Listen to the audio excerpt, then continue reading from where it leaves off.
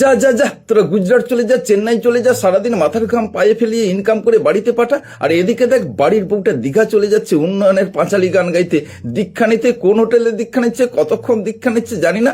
বাড়িতে ফিরে এসে দেখিস বউটাকে যেন গায়নও দেখাতে না হয়, কারণ পার্থের তো অভাব নেই ওই দলটার মধ্যে। বড় ভাই হিসাবে সাবধান করলাম, বাকিটা তোদের ব্যাপার, বুঝে নে। ধন্যবাদ।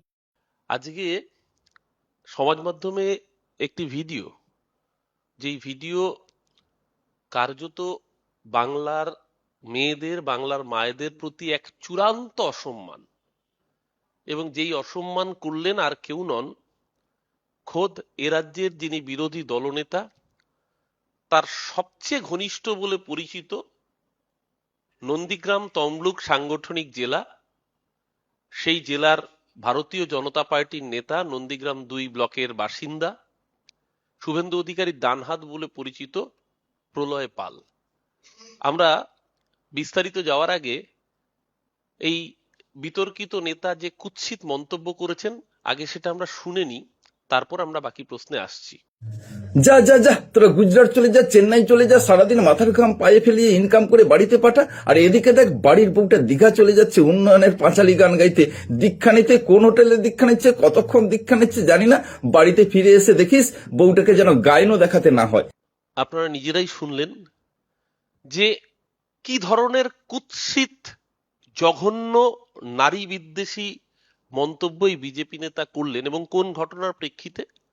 যখন কিছুদিন আগে আমাদের নন্দীগ্রামের নেতৃত্ব, তারা নন্দীগ্রামের মায়েরা, বোনেরা, তারা জানিয়েছিলেন যে মমতা বন্দ্যোপাধ্যায় দীঘায় যে জগন্নাথ ধাম, তার আদলে যে অপূর্ব মন্দির তৈরি করেছেন, সেখানে প্রভুর দর্শন করতে যাবেন। তো তাদের দাবিকে মান্যতা দিয়ে নন্দীগ্রামের নেতৃত্ব তাদেরকে নিয়ে দীঘায় নবনির্মিত জগন্নাথ ধাম দর্শন করতে নিয়ে গিয়েছিলেন।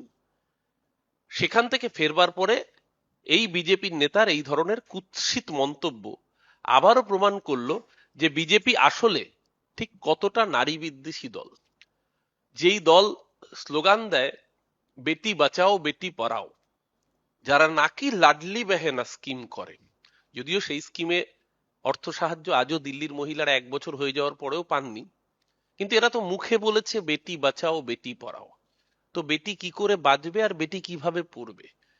যেই মেয়েদের সম্পর্কে এই ধরনের মনোভাব পোষণ করেন, যে একটা মন্দিরে যদি মহিলারা তারা দর্শন করতে যান ভগবানকে, তার সম্পর্কে যে কুৎসিত মন্তব্য তারা করলেন, তাতে শালীনতার সীমা লঙ্ঘন করা শুধু তাই নয়, নন্দীগ্রামের মায়েদের আত্মমর্যাদাকে যেভাবে আঘাত করলেন, এটা প্রমাণ করে যে আসলে তারা যে রাজ্যে ক্ষমতায় রয়েছেন, সে রাজ্যে মেয়েদের সাথে কি অসভ্যতম করেন।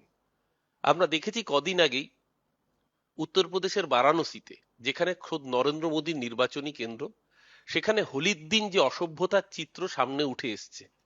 দেখুন, বেনারসের হোলি বিখ্যাত ছিল, সেই বেনারসের অস্থিঘাটে যে কুৎসিত নোংরা ভিডিও ভাইরাল হয়েছে সমাজ মাধ্যমে, সারা ভারতবর্ষের মানুষ দেখেছেন যে কিভাবে মেয়েদের সাথে অশ্লীলতম ব্যবহার করা হয়েছে। বিজেপি নেতারা একের পর এক নারীদের অসম্মান করার কাজে ধরা পড়েছেন। শুধু তাই না, এ রাজ্যের বুকে উত্তরবঙ্গের বিজেপি কার্যালয়ে বিজেপি সহকর্মীকে ধর্ষণ করতে গিয়ে বিজেপি নেতার বিরুদ্ধে অভিযোগ হয়েছে। দক্ষিণবঙ্গে একই ঘটনা দেখা যাচ্ছে। তাই আজকে এই প্রলয় পালের ভিডিও সামনে আসার পরে বিজেপির যে স্লোগান ছিল বেটি বাঁচাও বেটি পড়াও, সামগ্রিকভাবে হাতরাস, উন্নাও থেকে শুরু করে মণিপুর ঘুরে যখন গোটা ভারতবর্ষের মানুষ বিজেপির দিকে তাকাচ্ছে, মানুষ আর বলছে না বেটি বাঁচাও বেটি পড়াও, মানুষ বোধহয় স্লোগানটাকে বদলে এখন করে দিয়েছে বেটি বাঁচাও পর বিজেপি সে। বিজেপি থাকলে নারীরা নিরাপদ নয়, বিজেপি থাকলে মেয়েরা নিরাপদ নয়। আর এই শুভেন্দু অধিকারী, এই কুৎসিততম ব্যক্তি হচ্ছে সেই কুখ্যাত ব্যক্তি। আমরা ভুলিনি সন্দেশখালির সময় সন্দেশখালিতে প্রচার করা হয়েছিল যে মায়েদের উপর নাকি অত্যাচার করা হয়। সন্দেশখালী মন্ডল 2 এর সভাপতি গঙ্গাধর কয়াল, তার স্টিং অপারেশনের ভিডিওতে আমরা শুনেছিলাম, ভারতবর্ষের মানুষ দেখেছিল, সেই কুখ্যাত উক্তি যেখানে বিজেপির মন্ডল সভাপতি সন্দেশখালী 2 ব্লকের স্বীকার করেছেন রেপই হয় নাই, শুভেন্দুদা তাকে রেপে কনভার্ট কইরা দিছে। অর্থাৎ ধর্ষণ হয়নি, শুভেন্দু অধিকারী ফলস ধর্ষণের অভিযোগ এনে সেটাকে ধর্ষণ হিসাবে দেখিয়ে দিয়েছেন। এটা হচ্ছে বিজেপি এবং শুভেন্দু অধিকারীর চরিত্র।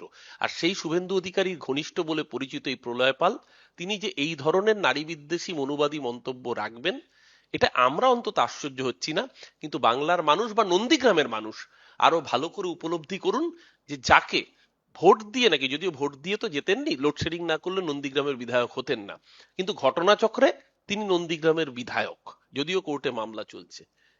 কাকে আপনারা বিধায়ক হিসেবে নন্দীগ্রামের বুকে পেয়েছেন, তার এবং তার দলবলের আসল চরিত্রটা বাংলার মানুষের সামনে এক্সপোজ। কিছুদিন আগে আরেকটি ঘটনা ঘটেছিল, এই শুভেন্দু অধিকারীর দলবল এই নন্দীগ্রামে এক বিজেপির প্রাক্তন কর্মী, সেই কর্মী বাইরে কাজ করেন, তার স্ত্রী এবং মেয়ের উপরে ধর্ষণ করতে উদ্যত হয়েছিল বিজেপির আরেক কর্মী তাপস বলে।